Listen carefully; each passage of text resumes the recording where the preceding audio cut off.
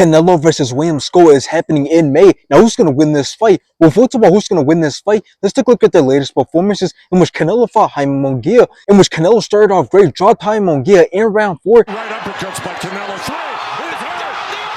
But then both went back and forth, both had some great shots, but Canelo won by decision. And still the WBA. Now, after this, Canelo went on to fight Edgar Berlanga, in which Canelo dropped Edgar Berlanga in round 3. Have an opportunity to do so.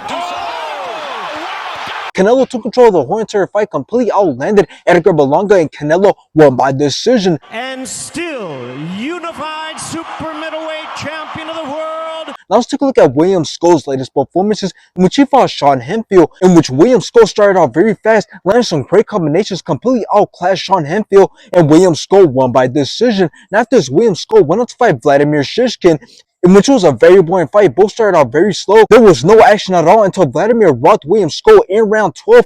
Still with a jab. Scull so much faster. Scull athletic, and Scull is at the ropes. But William Scull won by decision. Now, we all know how Canelo signed a 4-fight deal with Turki Al-Ashik, and we also know that this is confirmed to be Canelo's first fight. So that automatically tells me what route Canelo is going to be taking in these 4 fights, and it also tells me that he's not going to be fighting any good competition, because it is almost 100% confirmed that Canelo is going to be fighting Terence Crawford in September, who's also a pretty easy fight for Canelo. So congrats to Canelo, because he somehow managed to get Turki Al-Ashik to pay him millions of dollars just to fight guys who are easy sparring partners. But let's move away from that and let's talk about this fight. Well, if we look at William Scull, we see that he stands with an undefeated record of 23 wins with 9 knockouts, and he's been pretty active. But let's talk about the obvious, and that is that he doesn't have the resume to say that he has enough high-level experience to give Canelo a good fight. And not only that, but when seeing him fight, it is obvious that he doesn't possess the skill or power to give Canelo problems. So when seeing how this fight can play out, I don't see William Scull being able to push Canelo back and control the fight. So I see Canelo doing him the way he's been doing his last 5 dog water opponents. And that's going to involve Canelo outboxing him and pushing him back with his power. So we will most likely see an early knockdown followed up by a late finish,